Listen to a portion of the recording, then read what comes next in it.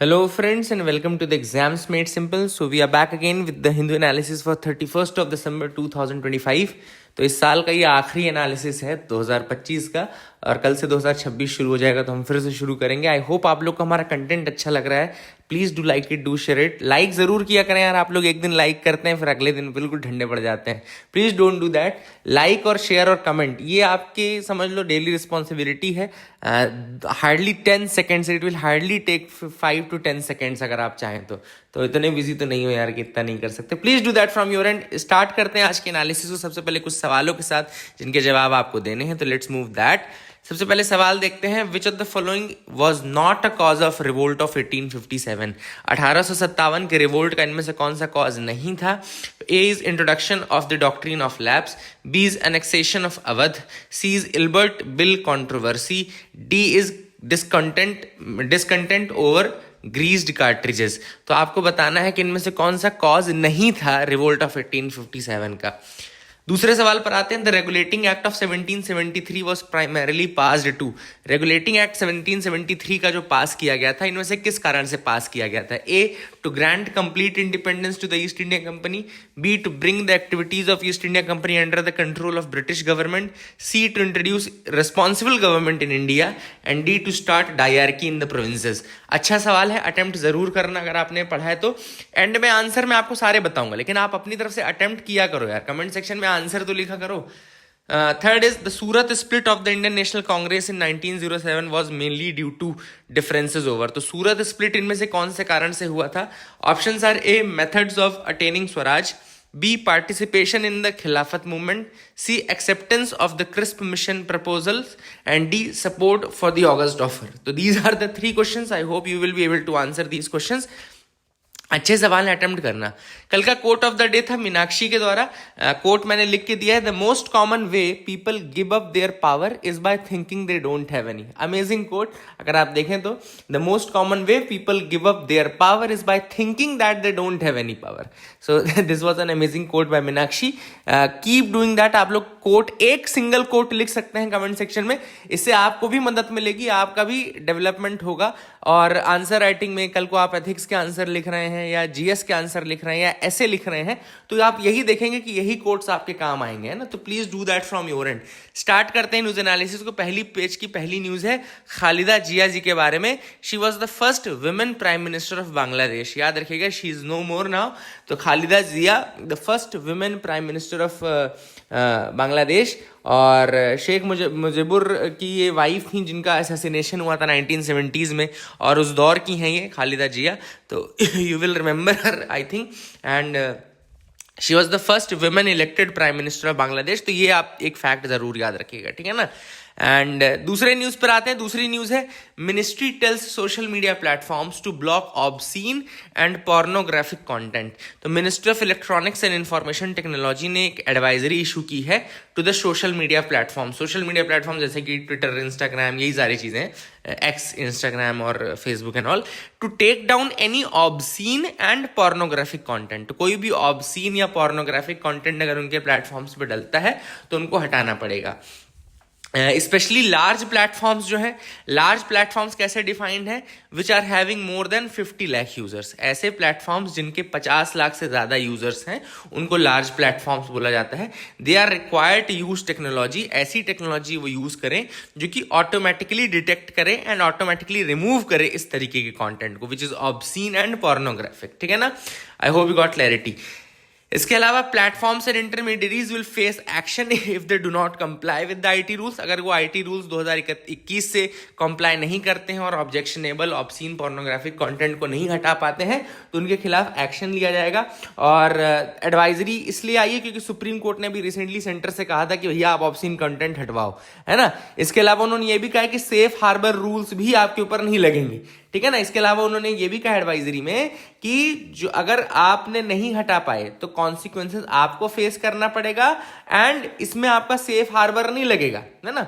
याद रखिएगा, safe harbour क्या बोलता है? सेफ हार्बर वो लीगल प्रिंसिपल है जो कि प्लेटफॉर्म्स ये बोलते हैं कि हम रिस्पॉन्सिबल नहीं है कि यूजर क्या डाल रहे हैं, ठीक है ना. प्लेटफॉर्म्स का ये कहना है कि भाई इतने सारे यूजर्स हैं, वो क्या डाल रहे हैं हम इसके लिए रिस्पॉन्सिबल नहीं है ना। तो इसको बोलते हैं safe harbour rules. But IT rules और इस एडवाइजरी के बाद उन्होंने ये कहा है कि देखो देखो यहाँ में लिखा है नीचे देखो, failing to observe such due diligence obligation shall result in the loss of the exemption from the liability under section 79 of the IT act. यानी कि आप अगर बार बार फेल किए इस चीज से तो आपको जो एग्जेम्पशन मिल रहा है सेफ हार्बर में वो एग्जेम्पशन नहीं दिया जाएगा, है ना। मतलब कि बार बार आप सेफ हार्बर का नाम लगा करके नहीं बोल सकते, अपनी रिस्पॉन्सिबिलिटीज से नहीं हट सकते। This is the thing which is there. I hope you got clarity. Safe harbour rule आपको पता होना जरूरी था। आई होप आपको समझ में आ गया होगा। सेफ हार्बर रूल सिंपली ये कहता है कि भाई प्लेटफॉर्म्स रिस्पॉन्सिबल नहीं है यूजर्स क्या डाल रहे हैं ना, लेकिन गवर्नमेंट ने कह दिया कि आप भाई आप रहोगे। मतलब ऐसा नहीं कि सेफ हार्बर हट गया है, बट ये है कि अभी अगर बार बार आप यही लॉजिक देते रहोगे तो तब लॉजिक काम नहीं करेगा आपका। अगला न्यूज है, gig platform workers to go on strike today to protest exploitation. आज यानी 31 दिसंबर को गिग प्लेटफॉर्म वर्कर्स जो हैं वो स्ट्राइक पे जा रहे हैं। और ये स्ट्राइक पे क्यों जा रहे हैं? क्योंकि इनकी बहुत सारी डिमांड्स हैं। इनकी डिमांड्स ये है कि बेसिकली इनका एक्सप्लॉइटेशन किया जाता है। तो सबसे पहले तो आपको पता होना चाहिए कि भाई गिग वर्कर्स और प्लेटफॉर्म्स वर्कर्स होते क्या हैं। तो मैंने पहले भी कई बार बताया कि गिग वर्कर्स होते हैं जो फ्रीलांसिंग का काम करते हैं। एक तरीके से फ्रीलांसिंग नहीं, मतलब इस तरह से कॉन्ट्रैक्चुअल काम करते हैं। दे आर एक्चुअली टर्म होना चाहिए कॉन्ट्रैक्चुअल फ्रीलांसर्स होते हैं।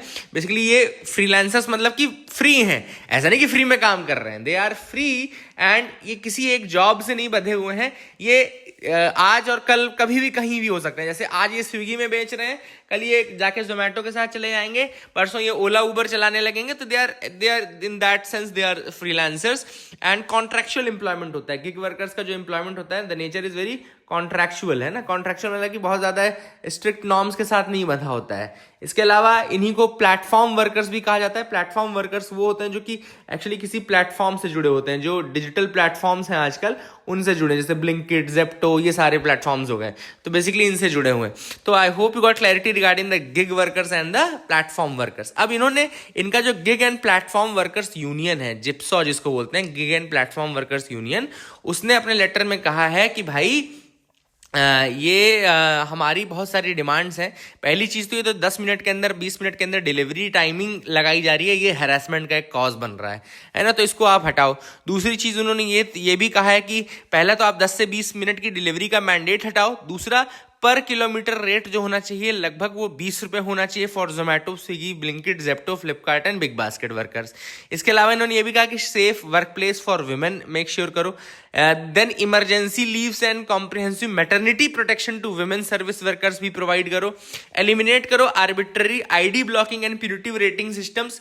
इसके अलावा गारंटी करो minimum monthly earning of 40,000 rupees. तो 40,000 की मिनिमम मंथली अर्निंग भी ये डिमांड कर रहे हैं। तो दीज आर द डिमांड्स जिसके कारण आज ये लीव पर है, मतलब लीव पे नहीं, सॉरी, किसमें,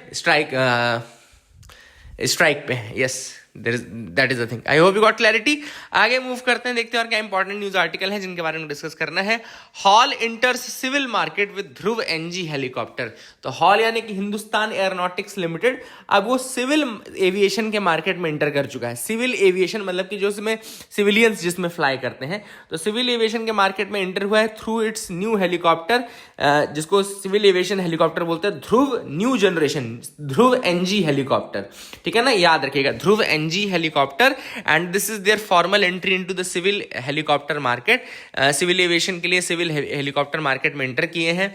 and this is basically a step towards self reliance and indigenous. अभी तक हम हेलीकॉप्टर्स भी बाहर से ही परचेज करते हैं, बट नाउ ध्रुव एनजी के माध्यम से हम इंडिजिनस इसको यूज करेंगे। इसके अलावा हॉल को डीजीसीए ने सर्टिफिकेट दिया है for indigenous manufacturing of the शक्ति सिविल इंजन। इसका जो इंजन है वो शक्ति सिविल इंजन है, which is the first of its kind achievements in Indian aviation. Indian aviation का भी ये भी एक अच्छा अचीवमेंट है। डीजीसीए ने सर्टिफिकेशन दिया है हॉल को for indigenous manufacturing of Shakti civil engine, है ना। And the first aero engine certified by the directorate general of civil aviation for indigenous production. Indigenous production के लिए पहला एरो इंजन सर्टिफिकेशन सर्टिफिकेशन है जो कि डीजीसीए ने दिया है किसी संस्था को, और ये संस्था हॉल है, शक्ति इंजन के लिए इनको मिला है, और ध्रुव एनजी हेलीकॉप्टर्स हैं, ठीक है ना। और ध्रुव एनजी का अगर हम थोड़ा स्पेसिफिकेशंस की बात करें तो 5.5 ton light twin engine multi role helicopter है, engineered to operate across diverse and challenging Indian terrains. तो जो चैलेंजिंग लोकेशन है इंडिया की, वहां पे भी ऑपरेट कर जाएगा। तो दैट इज इट्स यूज। आगे मूव करते हैं, micromite spark first stages of ulcerative colitis. अब अल्सरेटिव कोलाइटिस नाम की जो बीमारी है उसके रिगार्डिंग कुछ नया पता चला है, तो वो मैं आपको एक बार बता देता हूँ पहले। अल्सरेटिव कोलाइटिस, इसके लिए अभी नया व्यू आया है। देखो, पहले कहते थे कि अल्सरेटिव कोलाइटिस होने का मेन कारण है ओवर एक्टिव इम्यून रिस्पॉन्स, जिसके कारण गट की जो लाइनिंग होती है वो डिस्ट्रॉय हो जाती है, गट की लाइनिंग डिस्ट्रॉय होती है। मतलब सिंपल सी बात है, उनका ये कहना था अल्सरेटिव कोलाइटिस का मतलब है कि गट की लाइनिंग का डिस्ट्रॉय होना, और ये होता है ओवर एक्टिव इम्यून रिस्पॉन्स से। बट अभी जो नई फाइंडिंग है उनका कहना है कि भाई ये और डीप है, ये इशू ये डीप ऐसे है कि इनमें होता क्या है, गट के नीचे एक मैक्रोफैगी होती है। मैक्रोफैगी मतलब कि जो आपकी एक इम्यूनिटी लेयर रहती है, ठीक है ना, वो इम्यूनिटी लेयर डैमेज हो जाती है बिकॉज ऑफ अ बैक्टीरिया। बस इस आर्टिकल में वो बैक्टीरिया इंपॉर्टेंट है जो अल्सरेटिव कोलाइटिस कॉज करता है। उस बैक्टीरिया का नाम क्या है, देखो यहाँ पे लिखा हुआ है, लेट मी टेल यू। देखो यहाँ पे साइड में देखो, द की ट्रिगर, अगर आप पढ़ो लेफ्ट हैंड साइड पे, the key trigger Aeromonas bacteria. तो उनका कहना है कि एरोमोनास बैक्टीरिया जो है वो एक टॉक्सिन रिलीज करता है जिसका नाम है एरोलाइजिन टॉक्सिन, ठीक है ना। तो एरोमोनास बैक्टीरिया एक टॉक्सिन रिलीज करता है, एरोलाइजिन टॉक्सिन, और ये जो एरोलाइजिन टॉक्सिन है या एरोमोनास बैक्टीरिया है कहना चाहिए, इट किल्स द मैक्रोफैगीज। ये मैक्रोफैगीज को डिस्ट्रॉय कर देता है। मैक्रोफैगीज मैंने आपको बताया इम्यूनिटी की लेयर है, ये it's a layer of immunity, एक तरीके से इम्यूनिटी सेल्स की, है ना। और ये इम्यूनिटी सेल्स फिर आपका क्या करते हैं, इम्यून रिस्पॉन्स जनरेट करते हैं और बैक्टीरिया को मारने का काम करते हैं। बट ये जो एरोमोनास बैक्टीरिया है वो अपने एरोलाइजिन टॉक्सिन से इनको मार देता है। तो होता क्या कि ये मैक्रोफैगीज की लेयर भर खत्म होती है और आपकी गट लाइनिंग नॉर्मल दिखती है। अभी ऊपर हमने क्या देखा था कि गट लाइनिंग का डैमेज ही अल्सरेटिव कोलाइटिस है, बट कई बार अल्सरेटिव कोलाइटिस में गट लाइनिंग नॉर्मल दिखेगी बट ये मैक्रोफैगीज की लेयर खत्म हो जाएगी, है ना। और यही कारण है कि स्कैन्स में कई बार ये मिस भी हो जाता है ना। तो that is the thing which is there, जहां पे अल्सरेटिव कोलाइटिस हो सकता है। And it's also landmark study. और इसमें बेसिकली अब आप क्या करेंगे, जो इसका मेन एम है उसका ये है कि फ्यूचर ट्रीटमेंट्स जब होंगे तो उसमें हम टारगेट कर सकेंगे एरोमोनास को और एरोलाइजिन को न्यूट्रलाइज करेंगे, एंड देन माइक्रोबायोम थेरेपी देंगे ताकि जो गट बैक्टीरिया है और मैक्रोफैगीज है जो वो सेफ रहें, ठीक है ना। तो I hope you got clarity. यही चीज बताई गई है इस आर्टिकल में कि अल्सरेटिव कोलाइटिस में start with a silent microbial attack as well, जो कि हमारी इम्यून सेल्स पे होता है, जो मैक्रोफैगीज में नाम ले रहा हूँ, ठीक है ना। तो I hope you got clarity regarding this, आपको समझ में आ गया होगा, ठीक है। तो ये न्यूज भी हमने देख ली। आगे मूव करते हैं एडिटोरियल पार्ट में, the multipolar world with bipolar characteristics. अब ये जो आपको दिख रहा है ना, ये आर्टिकल स्टैनली जॉनी का आर्टिकल है। बहुत ही अच्छा आर्टिकल लिखते हैं वैसे स्टैनली जॉनी। तो मैं आपको थोड़ा सा बताता हूँ। सबसे पहले तो इस आर्टिकल में बोला गया है कि यूएस का एक स्ट्रेटेजिक शिफ्ट हुआ है। क्या शिफ्ट हुआ है बेसिकली, कि अभी आपने देखा होगा कि यूएस ने अपना largest Caribbean military mobilization start किया है ताकि वो वेनेजुएला को प्रेशराइज कर सके। देखा है ना कि अपने शिप्स और ये सब वो भेज रहे हैं उधर साइड, है ना, और वेनेजुएला की तरफ मुंह करके खड़े हुए हैं। तो it is one of the largest Caribbean military mobilization, और ये दिखाता है कि जो यूएस की स्ट्रेटेजी है वो शिफ्ट हो रही है। क्यों शिफ्ट हो रही है? Because US is now asserting and reviving the Monroe doctrine. Monroe doctrine क्या होता है? मॉनरो डॉक्ट्रीन ने ये बोला था बहुत पहले की मॉनरो डॉक्ट्रीन है, उसने ये कहा था कि यूएस को अपना इन्फ्लुएंस वेस्टर्न हेमिस्फीयर में हमेशा बना के रखना है। वेस्टर्न हेमिस्फीयर मतलब कि जो आपका इधर साइड वाला पार्ट है, वेस्टर्न हेमिस्फीयर का पार्ट है, उस पर अपना मतलब डोमिनेंस असर्ट करके रखना है। That was the Monroe doctrine, ठीक है ना। इसके अलावा ऑथर ने यह भी बोला कि यूएस ने अपना शिफ्ट जो है वो यूएस ने अपना शिफ्ट हटा लिया है, फोकस हटा लिया है from Europe, and now they have shifted their focus towards Latin America and China containment। तो लैटिन अमेरिका की तरफ एक तो उनका फोकस हो गया है यूरोप से हट करके, दूसरा चाइना को कंटेन करना उसका दूसरा फोकस हो गया है, ठीक है। तो डोनाल्ड ट्रंप के अंतर्गत तो अगर आप देखो तो US no longer wants to bear Europe security cost. कुल मिलाकर के यूएस का ये कहना है कि we don't want to bear Europe security cost, and इनका ये भी कहना है यूएस का कि Europe must defend now itself, US खुद को डिफेंड करे, यूरोप खुद को डिफेंड करे अपने से। And it's a break from post world war 2 के टाइम पे जो उनका कहना था उससे हट गए हैं वो एक तरीके से, है ना, कि now they are not very much interested in Europe, they are interested in containing China, and second is dominance over the Latin America. ठीक है, यहाँ पे ऑथर ने ये भी कहा कि it's the end of the unipolar world. अगर आप देखो तो पोस्ट 1991 यूएस का डोमिनेंस बहुत ज्यादा था, लेकिन अब वो फेड हो चुका है। रशिया ने 2014 में क्रीमिया का एनेक्सेशन कर दिया, अभी अटैक कर दिया, है ना, ये सारी चीजें। पावर अभी शेयर हो रही है तीन ग्रेट पावर्स में। पहली है यूनाइटेड स्टेट्स, दूसरी है चाइना, और तीसरी एक स्विंग पावर के रूप में रशिया डेवलप हुआ है। ठीक है ना, तो यूएस, चाइना और Russia, these are the three countries जिनके पास रियल पावर है इस वर्ल्ड में, है ना, तो ये भी एक इंपॉर्टेंट चीज है। देन ऑथर ने ये कहा कि जो चाइना है that is the primary challenger. China की इकोनॉमी जो है वो अभी अगर आप देखें तो 66% ऑफ द यूएस इकोनॉमी आ चुकी है, एंड जीडीपी उनकी फास्टर ग्रो कर रही है। वर्ल्ड की लार्जेस्ट नेवी अगर शिप्स के बारे में देखें तो वो चाइना की है। Beijing seeks regional hegemony and China centric global order as well. And इसमें जो स्विंग ग्रेट पावर है उसमें यूएस चाइना के बीच में रशिया डेवलप हो रहा है, जो कि स्विंग पावर है, मतलब कि एक तरह से चाइना के तो फेवर में रहता है लेकिन स्ट्रेटेजिक ऑटोनॉमी में बिलीव करता है, एंड पावरफुल भी है। That is the thing which is there. I hope you got clarity. तो ऑथर ने वही कहा है कि भाई इस तरह से जो वर्ल्ड है it is moving towards a fluid multipolarity